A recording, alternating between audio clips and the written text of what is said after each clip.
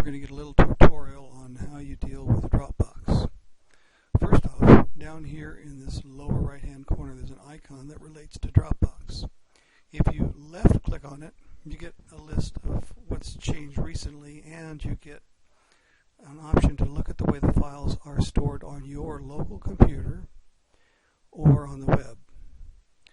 If we click on the local computer, it brings up a list of files that subdirectories that you currently have on Dropbox. I have a bunch of them, but you may be interested in just one folder. Let's say, for example, Rosewood. If you open that up, it says here's the files that are currently stored up on your computer and incidentally on the web. Here's how we can put another file on Dropbox. We can open up a folder indicating where those files are. So in this case, I have them over here. I'm going to put take this file. I'm going to right click, or you can do a drag and drop. I'm going to do a right click, and I'm going to copy it. Then I'm going to go over to the Dropbox folder, and I'm going to do a right click and do a paste. Now watch this icon right here. You see that blue area? If you look at it closely, it's a little arrow that's cycling around. It's telling, and now it just turned green. What that said was, while it was blue and cycling around, it meant that the file was being sent, a copy of it, was being sent from your local computer up to the web. When it turns green, that means that it's successfully completed putting it up on the web. I'm going to set this aside for a second. Going back down here to the corner, again, if I right click and now go to dropbox.com, this is the way the files look up on the web. It looks similar to what's on your local machine. If I go down to the Rosewood folder and click on that, it shows me that now one more file has been added to it. This file is now up on the web.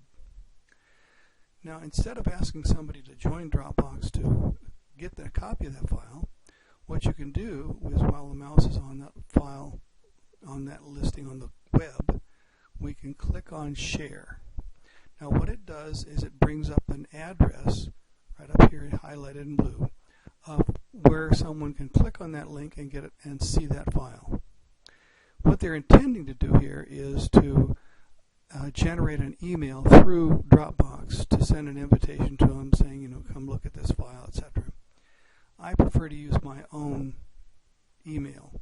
So I'm going to, while this is highlighted in blue, or if I clicked off of it, I could come up and highlight it, either one. I'm going to right click on that link and click copy. Now in the clipboard of your computer, I have a copy of that link. Now I'm going to go over to my email.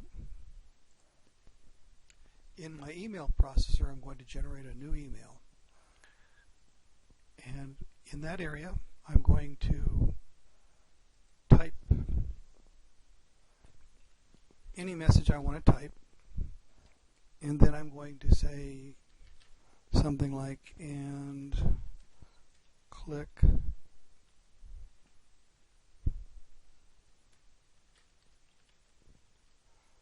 this link, and paste the link. So I address something to somebody.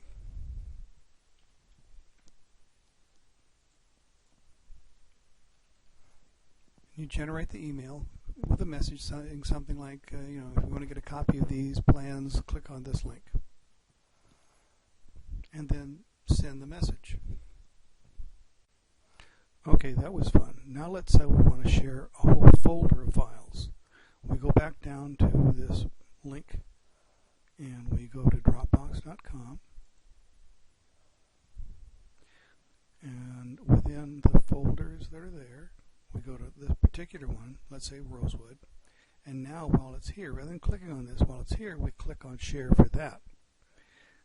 And there we get send a link, just like I did with the other one, copy this link,